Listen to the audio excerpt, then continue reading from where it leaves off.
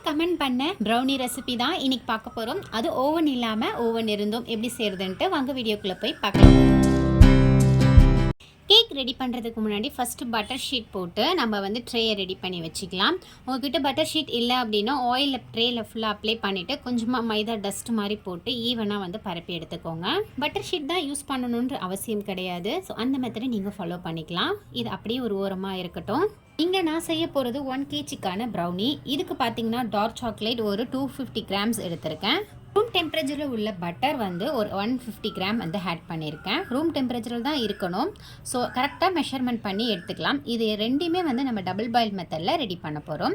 Double boil மெத்தட்னா ஒன்றும் கிடையாது. கீழே ஒரு பாத்திரத்தில் தண்ணி வச்சுக்கணும். அதுக்கு மேலே நம்ம எடுத்து வச்சுருக்க சாக்லேட்டையும் பட்டரையும் வச்சு டபுள் பாயில் மெத்தடில் இந்த மாதிரி மெல்ட் பண்ணி எடுத்துக்கணும். டபுள் பாயில் மெத்தட் ரெடி பண்ணும் பொழுது விஸ்கிலேயோ அல்லது பாத்திரங்களுக்கு தெரியாமலோ தண்ணி வந்து சாக்லேட்டில் பற்றக்கூடாது. பட்டுச்சு அப்படின்னா இது மாவாக மாறிடும். அதை நல்லா நோட் பண்ணிக்கோங்க. சாக்லேட் மெல்ட் பண்ண வச்சிருக்க பாத்திரமும் கீழே இருக்க தண்ணியோட டச் ஆகக்கூடாது. இது இப்போ நல்லா மெல்ட் ஆயிடுச்சு. இது அப்படியே கூல் டவுன் ஆகட்டும். இது ஒரு ஓரமாக எடுத்து வச்சுக்கலாம்.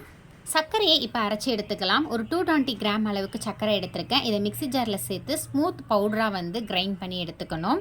இதை நம்ம அப்படியே சேர்த்தும் பீட் பண்ணலாம். அப்படி பீட் பண்ணும்போது சில நேரங்கள் வந்து ஒழுங்காக பீட் ஆகாது. டைமும் வந்து அதிகமாக எடுக்கும். அரைச்சி வச்ச சர்க்கரை ஒரு ஓரமாக இருக்கட்டும். சுத்தமான இன்னொரு பவுல் எடுத்துக்கலாம். அதில் தண்ணி இல்லாத அளவுக்கு பார்த்துக்கோங்க. அதில் ஒரு 4 முட்டையை வந்து நான் ஆட் பண்ணிக்கிறேன். எந்த ஒரு பவுல்லையும் தண்ணி படக்கூடாது.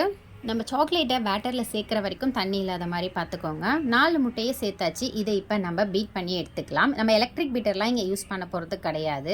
ப்ரௌனிக்கு நமக்கு எலக்ட்ரிக் பீட்டர் தேவைப்படாது. விஸ்க் இருந்தாலே போதும். ஜஸ்ட் ஒரு 5 மினிட்ஸ் பீட் பண்ணிங்க அப்படின்னா இந்த அளவுக்கு நல்ல நுர பொங்கி வந்துடும். ரொம்ப நுர வரணும் வேண்டியது அவசியம் கிடையாதுங்க. ஒரு 5 நிமிஷம் வந்து கைவிடாமல் பீட் பண்ணிங்க அப்படின்னா இந்த அளவுக்கு பீட் ஆகிருக்கும். இது கூடயே கொஞ்சம் போல் வெனிலா எசன்ஸ் ஆட் பண்ணிக்கிறேன். நம்ம எக் ஆட் பண்ணியிருக்கிறனால எசன்ஸை கொஞ்சம் குறைவாகவே சேர்த்துக்கோங்க. அதிகம் சேர்த்துட்டா சாக்லேட் ஸ்மெல் இருக்காது. எசன்ஸ் ஸ்மெல் மட்டும்தான் இருக்கும். ஒரு பிஞ்ச் ஆஃப் சால்ட் ஆட் பண்ணிவிட்டு 1 டைம் வந்து திருப்பியும் நல்லா ஈவனாக வந்து நான் பீட் பண்ணிக்கிறேன். நம்ம மிக்ஸ் பண்ண முட்டை இந்த அளவுக்கு நுர வந்திருந்தால் போதுங்க. இப்போ நம்ம அரைச்சி வச்சுருக்க சர்க்கரையை கொஞ்சம் கொஞ்சமாக சேர்த்து மிக்ஸ் பண்ணிக்கலாம்.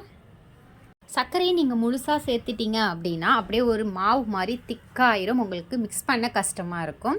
அதனால் கொஞ்சம் கொஞ்சமாக சேர்த்து மிக்ஸ் பண்ணோம் அப்படின்னா கட்டிகள் இல்லாமல் ஈவனாக வந்து மிக்ஸ் ஆகும்.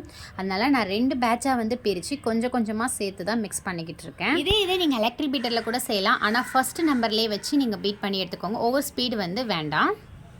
நம்ம சேர்த்துருக்க முட்டை சர்க்கரை இது ரெண்டுமே வந்து நல்லா கரைஞ்சி ஒரு லிக்விட் ஃபார்ம் வந்து வரணும். அந்த அளவுக்கு வந்து மிக்ஸ் பண்ணிக்கோங்க.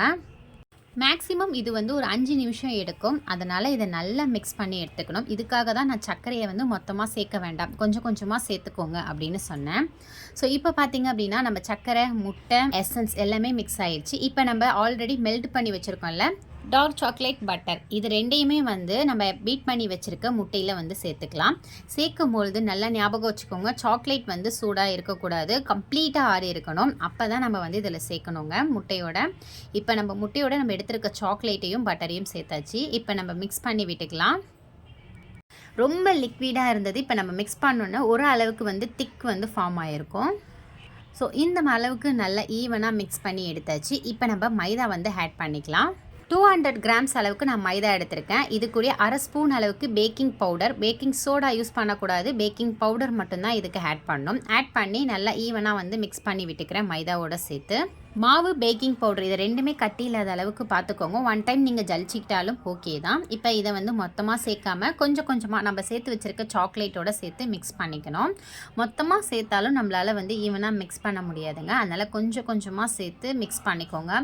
இந்த டைமில் நம்ம விஸ்க்கு வச்சு இது பண்ணும்போது கொஞ்சம் வந்து கஷ்டமாக இருக்கும். லைட்டாக மேலே எடுத்து விட்டு நீங்கள் பண்ணிங்க அப்படின்னா கீழவும் வந்து சிந்தாது. மிக்ஸ் பண்ணவும் உங்களுக்கு ரொம்ப ஈஸியாக இருக்கும். ஸோ இந்த மெத்தடை நீங்கள் வந்து ஃபாலோ பண்ணிக்கோங்க.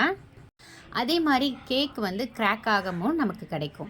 இப்போ 2வது பேட்சையும் வந்து நான் சேர்த்துக்கிறேன். மொத்தமாக சேர்த்துற வேண்டாம், கொஞ்சம் கொஞ்சமாக என்ன மாதிரி சேர்த்துக்கோங்க. அப்போ தான் உங்களுக்கு மிக்ஸ் பண்ணவும் ஈஸியாக இருக்கும், கட்டிகள் இருக்காதுங்க. ஏன் திரும்ப திரும்ப சொல்கிறேன் அப்படின்னா இந்த இடத்துல நம்ம தப்பு பண்ணிட்டோம் அப்படின்னா ப்ரௌனி வந்து ஃபுல்லாக பிரேக் ஆகி வந்துடும். ஸோ அந்த மாதிரி நமக்கு கிடைக்கக்கூடாது. நல்ல ஒரு மேலே சாக்லேட் ஃபார்ம் ஆனோம் அப்படின்னா இந்த மாதிரி மெத்தடை நீங்கள் மிக்ஸ் பண்ணுறதுக்கு யூஸ் பண்ணிக்கோங்க.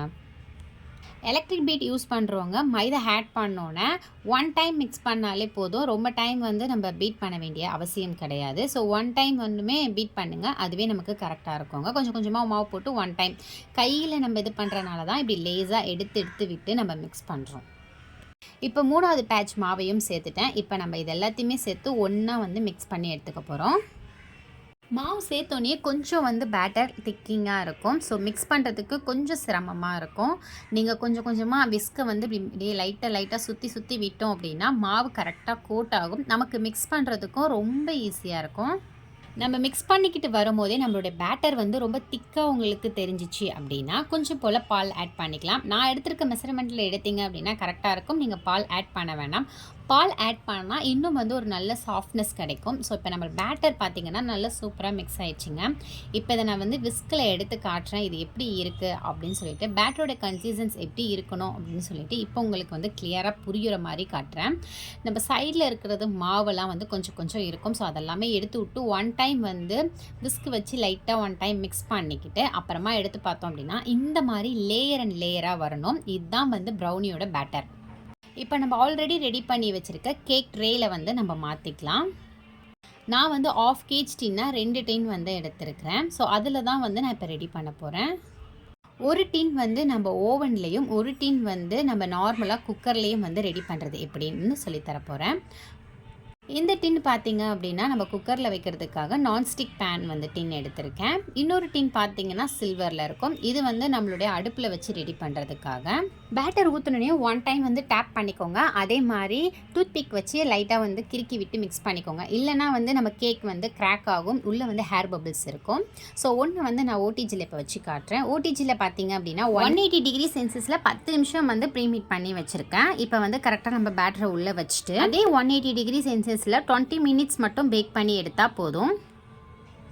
வீட்டில் இருக்க பாத்திரத்தில் எப்படி செய்யலான்னு பார்க்கலாம். நம்ம கேக் ட்ரே உள்ள அளவுக்கு போகிற அளவுக்கு வந்து ஒரு பாத்திரம் எடுத்திருக்கேன். ஸோ அந்த பாத்திரத்துக்குள்ளே ஒரு ஸ்டாண்ட் வச்சுருக்கேன். இப்போ நம்ம ரெடி பண்ணியிருக்க பேட்டரை உள்ளே வச்சாச்சு. ஆல்ரெடி 10 நிமிஷம் வந்து இந்த பேனை வந்து நான் 10 நிமிஷம் ப்ரீஹீட் பண்ணி வச்சுருந்தேன் ஹை ஸ்பீடில். பேட்டர் வச்சோன்னா லோ ஃப்ளேமில் பார்த்தீங்க அப்படின்னா கரெக்டாக ஒரு 25 மினிட்ஸ் வந்து இதை பேக் பண்ணி எடுக்கணும். இப்போ 25 நிமிஷம் ஆயிடுச்சு. இப்போ இதை நம்ம வந்து ஓப்பன் பண்ணி பார்க்கலாம். இப்போ பார்த்தீங்க அப்படின்னா இதே மாதிரி மேலே வந்து அந்த சாக்லேட்கான ஒரு கோட்டிங் கிடைக்கும் பாருங்கள். அந்த கோட்டிங் வந்து இது எப்படி இருக்குது பாருங்கள், சூப்பராக கிடச்சிருக்கு. ஸோ இது நம்ம குக்கரில் ரெடி பண்ணால் கொஞ்சம் கூட கிராக் ஆகலை, எதுவுமே ஆகலை, நல்லா சூப்பராக இருக்குதுங்க. இந்த பேட்டர் பார்த்திங்க அப்படின்னா நம்ம ஓவனில் பேக் பண்ணோம்ல, ஸோ அந்த பேட்டர் தாங்க இது. இதுவும் பார்த்திங்க அப்படின்னா நல்லா சூப்பராக வந்திருக்கு. ஸோ இப்போ நான் வந்து பீஸ் போட்டு காட்டுறேன். இது பார்த்திங்க அப்படின்னா நம்ம வீட்டில் இருக்கிறவங்கெல்லாம் சாப்பிட்லாம் அப்படின்னு சொல்லிட்டு இந்த ட்ரேயில் வந்து நான் ரெடி பண்ணியிருந்தேன் ஓவனில் வச்சது. ஸோ இதை வந்து நான் குட்டி குட்டி பீஸாக வந்து போட்டு எடுத்துக்க போகிறேன். ஒரு 16 பீஸ் வர மாதிரி நம்ம எடுத்திருக்கேன். ஸோ பார்த்திங்க அப்படின்னா நல்லா சாஃப்டாக இருக்குது. பார்க்குறதுக்கு நல்ல ஒரு செம்மையாக மேலே அந்த சாக்லேட் கோட்டிங்ஸ் எல்லாமே கிடைக்குது. டேஸ்ட்டும் வந்து ரொம்ப நல்லாயிருக்கும். வீட்டில் இருக்கிற பாத்திரத்தில் ரெடி பண்ணதை இப்போ நான் வந்து கட் பண்ணி காட்டுறேன். அதுவும் பார்த்திங்கன்னா நல்லா கம்ப்ளீட்டாக கூல் டவுன் ஆகணும். அப்போ தான் வந்து நம்ம பீஸ் போடுறதுக்கு கரெக்டாக இருக்கும். இது வந்து கஸ்டமர் ஆர்டருக்காக நான் வந்து கட் பண்ணி எடுத்துக்க போகிறேன். இது பார்த்திங்க அப்படின்னா ஒரு 6 பீஸ் இருக்கிற மாதிரி தான் வந்து இதை கட் பண்ண போகிறேன். சின்னதாக வந்து குட்டி குட்டி சைஸில் வந்து கட் பண்ணி எடுத்துக்க போகிறேன். இது ஏன் சைடில் நான் கட் பண்ணேன் அப்படின்னு பார்த்திங்க அப்படின்னா நம்ம குக்கரில் வச்சல லைட்டாக வந்து கிறிஸ்பினஸ் இருந்துச்சு. ஸோ அதனால் சைடில் இருக்க பீஸை மட்டும் கட் பண்ணி எடுத்துக்கிட்டு நடுவில் சென்டரில் இருக்க பீஸை மட்டும் கஸ்டமருக்கு ரெடி பண்ணி கொடுக்க போகிறேன். நீங்கள் எல்லாருமே கேட்ட ஆர்வமான ப்ரௌனி, நெக்ஸ்ட் எக்லெஸ் ப்ரௌனி வேணும்னா அதையும் கமெண்ட் பண்ணுங்கள். நெக்ஸ்ட் வீடியோவில் நம்ம அதை வந்து ஷேர் பண்ணலாம். ஸோ இந்த வீடியோ உங்களுக்கு ரொம்ப யூஸ்ஃபுல்லாக இருக்கும்னு நினைக்கிறேன். பிடிச்சிருந்தா ஒரு லைக் பண்ணுங்கள், சப்ஸ்கிரைப் பண்ணிக்கோங்க. நெக்ஸ்ட் ஒரு இன்ட்ரெஸ்டிங்கான வீடியோவில் பார்க்கலாம்.